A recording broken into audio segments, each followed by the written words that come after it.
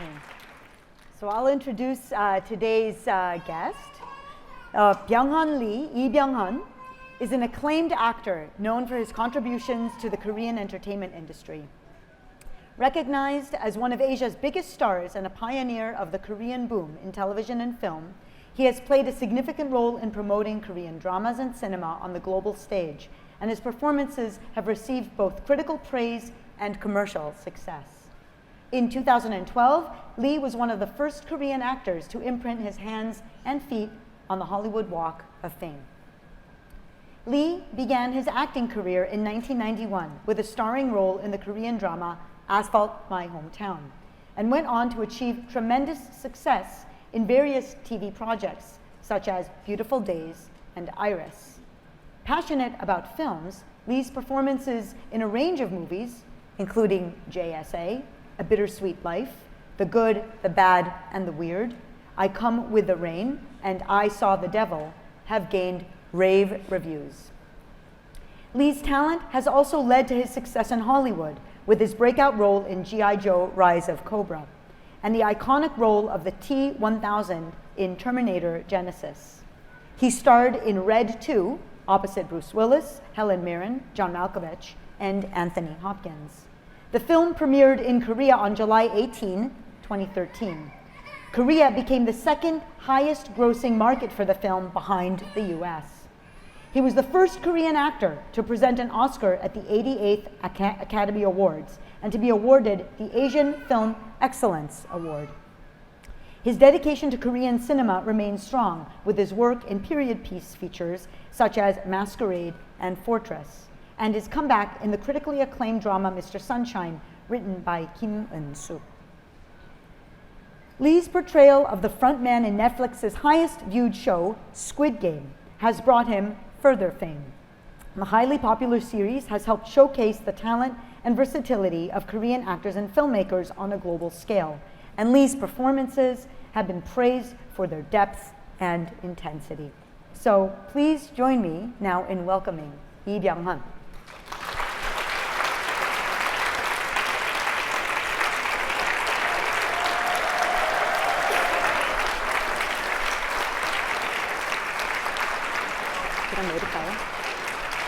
내릴까요?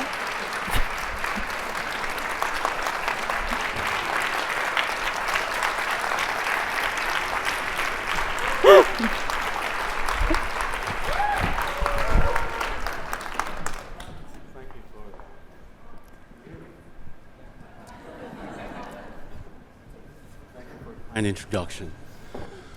Hello everyone, I'm actor Byung Hun Lee. I'd like to thank Mickey Lee, Seohyun Lee, and Professor Kyuk Shin for giving me this great opportunity to share my story at Stanford University, my son's future school.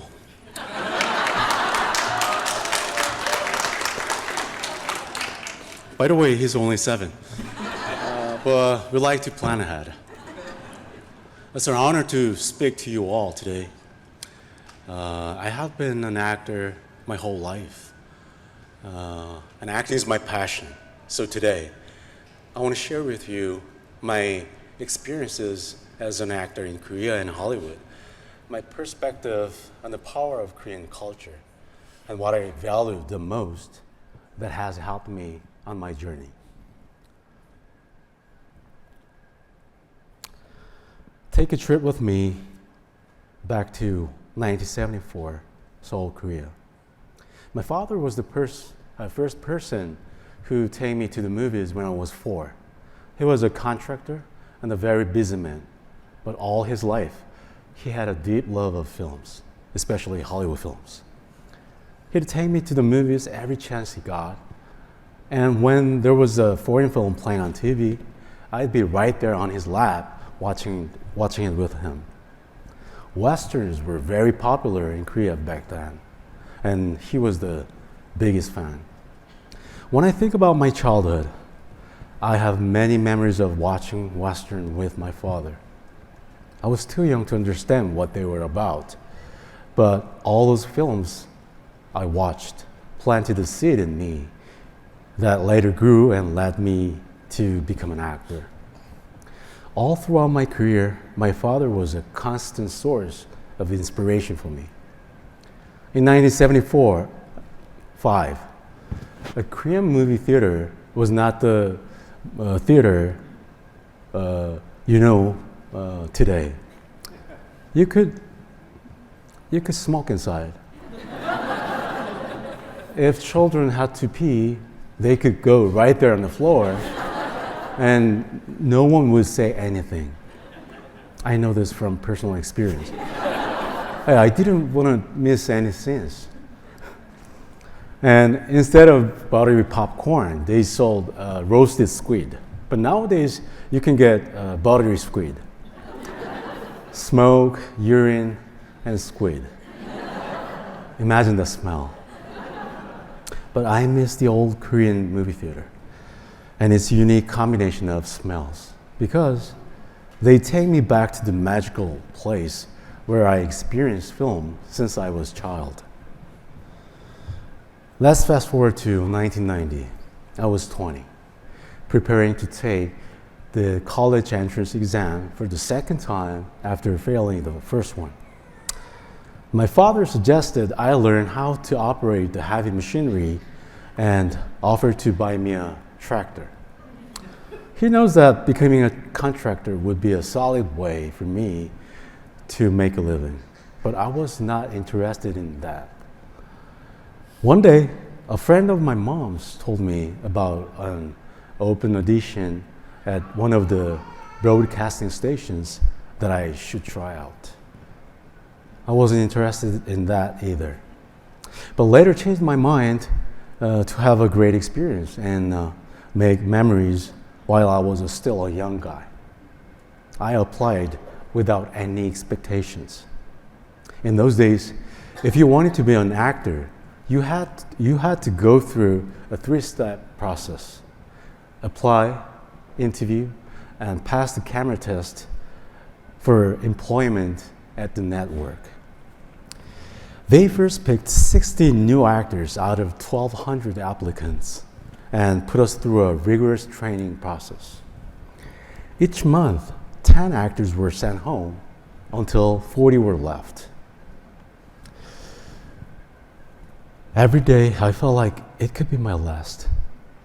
In the beginning, one of the judges, who was a producer, said to me, "Hey kid, you're in the 60th place right now. Step it up." It was like the recent Netflix series, Physical 100. I felt like the weakest crew member, no training, no experience. But after 3 months, the most unbelievable thing happened. I passed the final test in first place. First place.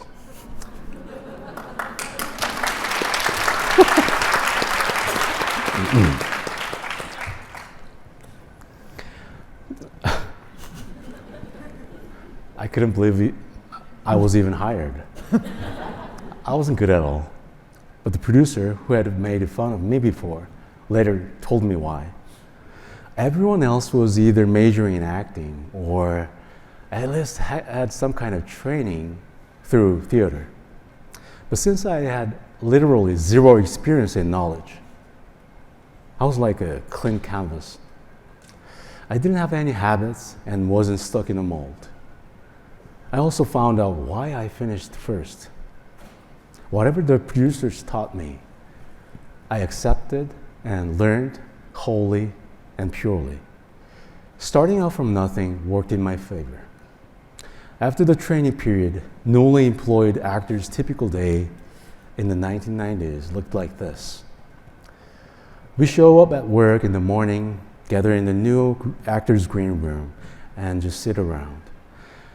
So all day we would play Go, Changi, which is Korean chess, drink coffee, and just wait.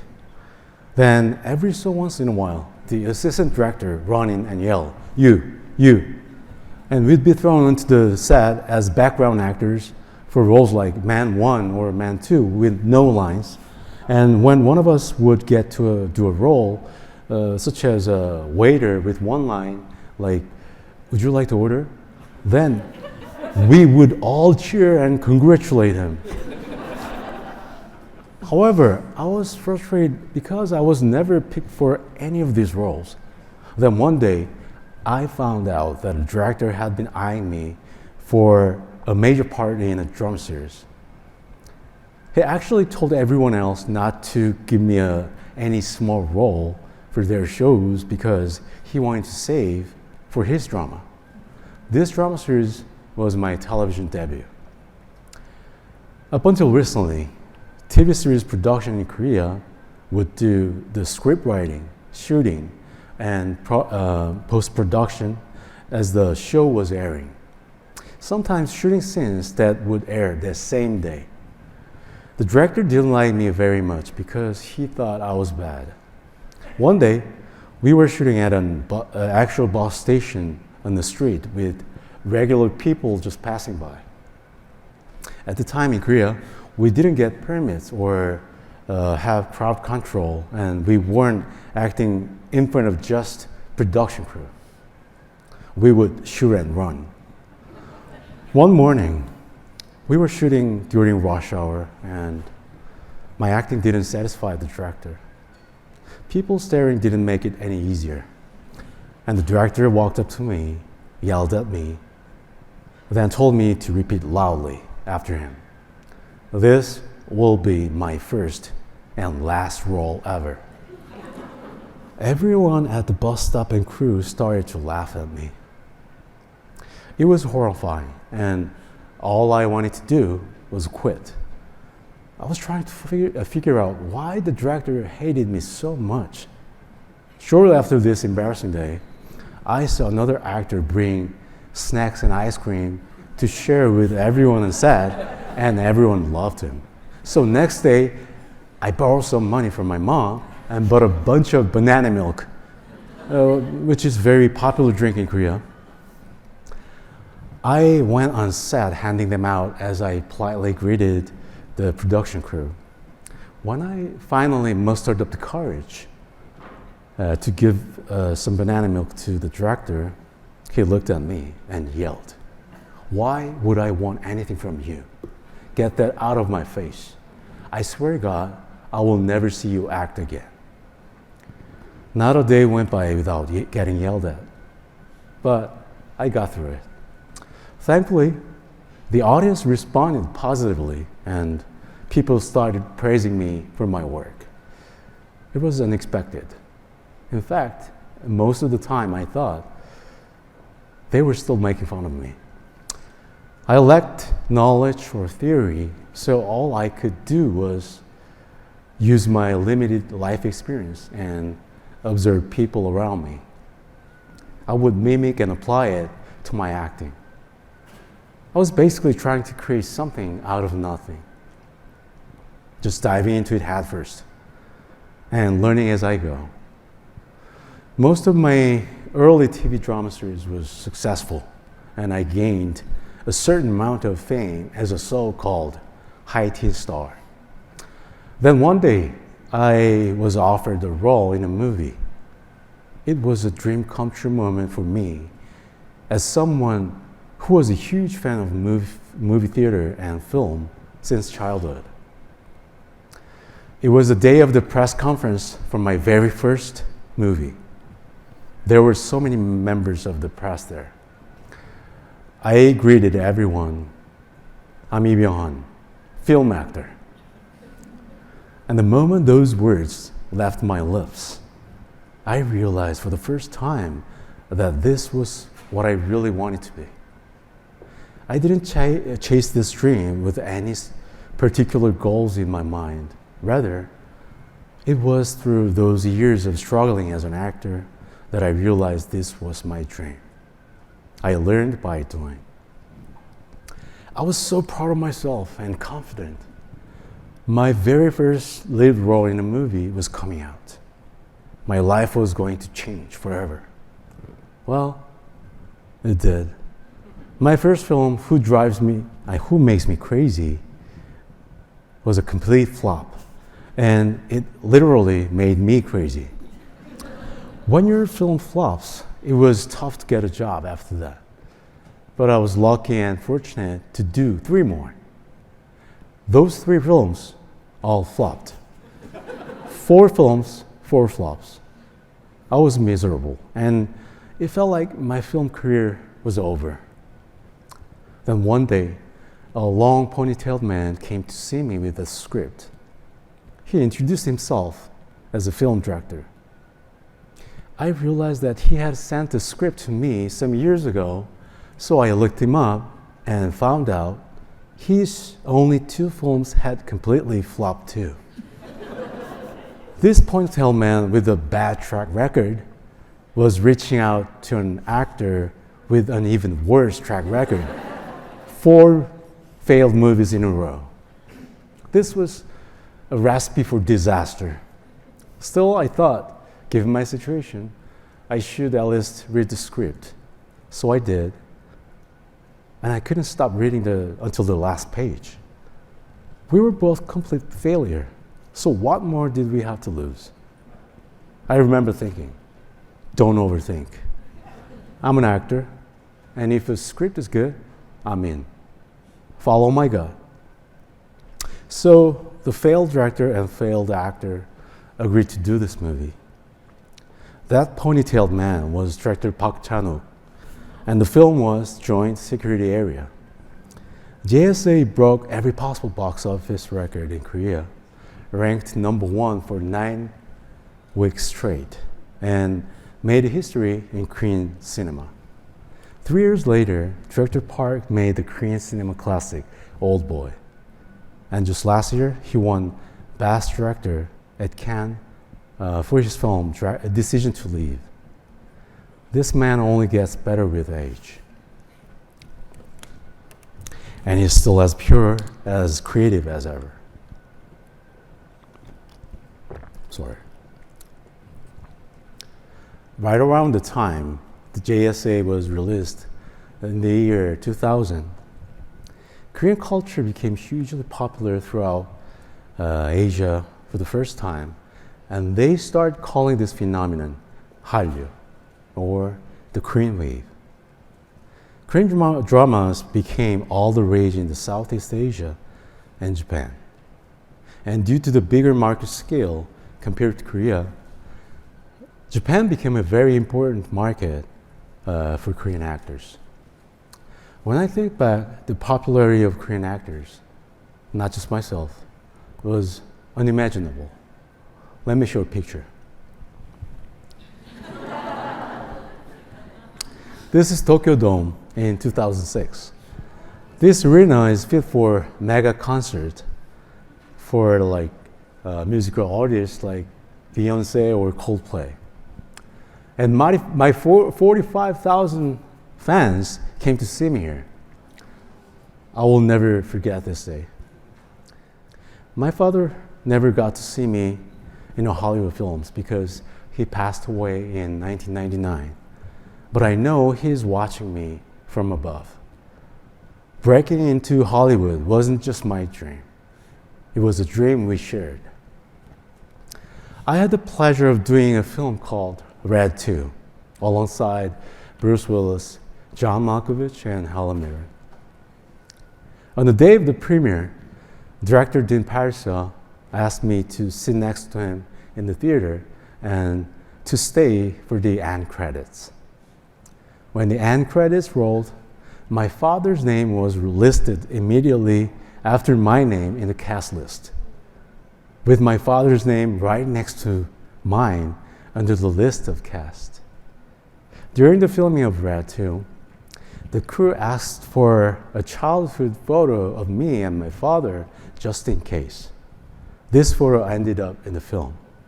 My father's image was in a close-up. I was moved by this unexpected generosity. I peered over at the director, and he knowingly smiled back at me. I'm forever grateful to director Dean Parisa and the creators of Red 2 for allowing me to share the screen and reunite with my father. Through this sink or swim mindset, 2 events made me finally see that things were improving for me. One of the movies I watched on TV while sitting in my father's lap was the 1962 Western classic, The Magnificent Seven. On the film's 50th year anniversary, MGM decided to remake it, and I was offered a role in it. Soon after, I was asked to become the first Korean actor to leave his hand and footprints in front of the legendary Chinese theater. I look back at all these moments, and although unfortunately my father wasn't able to be there, I'm filled with eternal gratitude for his inspiration. Korean production's biggest strength are quick response time and flexibility. In Korea, the filming process does not go exactly as planned or scripted. We often have idea meetings on location. And as long as the director is okay with it, the lines and story are often subject to change. Korean productions are much more flexible when it comes to the efficiency of production scale and communication. I think that Koreans have been long trained to accept change, communicate, and make it better. Before coming here today, I asked some of my friends what they thought about the power of K content. A common answer was the power of dynamic stories. What helped create those dynamic stories? As I mentioned in the beginning, my childhood was filled with American westerns and black and white films. My elementary school days were all about Chinese movies and Hong Kong film noir with Jackie Chan and Bruce Lee. In my teenage years, I was immersed in Japanese films, anime, and all genres of American films. I think we can find some clues from how I was influenced growing up. I think that maybe Korean cultures has grown much like I have, being influenced by a wide array of cultures due to its geographical and historical characteristics. We embraced and accepted the strength of various cultures without prejudice, and those inspirations met with our own culture to change and become something powerful and uniquely Korean. I'm reminded of director Bong Joon-ho's award speech at the Golden Globes for Parasite. How overcoming the 1-inch barrier will introduce you to so many amazing films. You have overcome that barrier and live in a time where you enjoy wider variety of cultures through different platforms. I believe we can look forward to even more diverse and creative contents as we fully appreciate different cultures. I get to work with child actors once in a while, and sometimes watching them at work, I'm simply in awe of how they do it.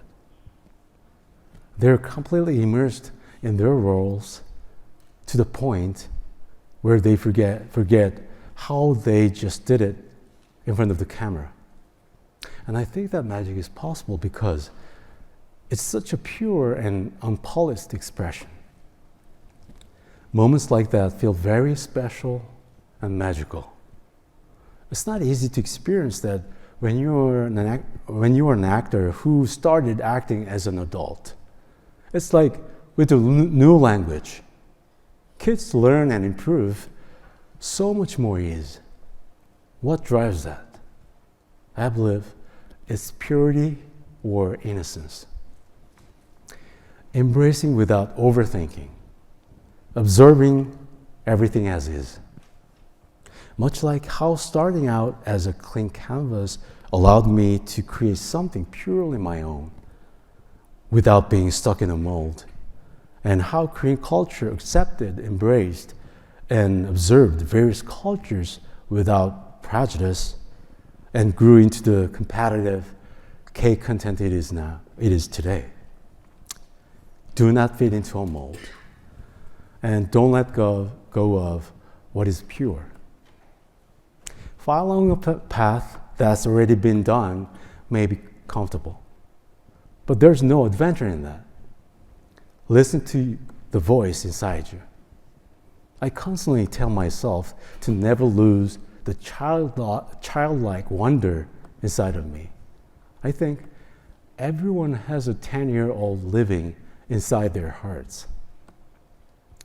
If you stay pure in chasing your dream, I assure you, it will be waiting for you somewhere down the road. I want to thank all of you for having me today here. I think my being here will serve as an inspiration for my future performances. Thank you all again. It's now, sorry. It's now time to return to Korea and prepare for what many are waiting for, Squid Game Season 2. No. I return as a front man, as I know, is the farthest thing from being pure. I hope to see many of you on set one day. Thank you very much.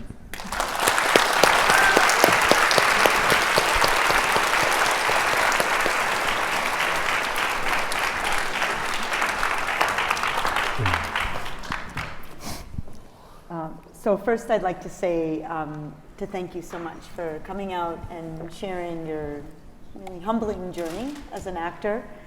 It's really inspiring and beautiful words, so thank you for that. Thank you. There's a row here of professors in the front row. Oh, and I think what... That's why I was so nervous. And they don't even smile. You get an A. You get an A. Wow. Yeah, A. So intense. So, when we all started studying about Korea, most of the people in our lives didn't understand why we were learning, Korean literature or Korean cinema, Korean drama. But thanks to you and to Mickey Lee and Park Ji-eun, who is here today, and Park Chan-wook and other amazing creative people in Korea, nobody asks us that question anymore. They're very jealous. And everyone is jealous of me today. So. Oh, really?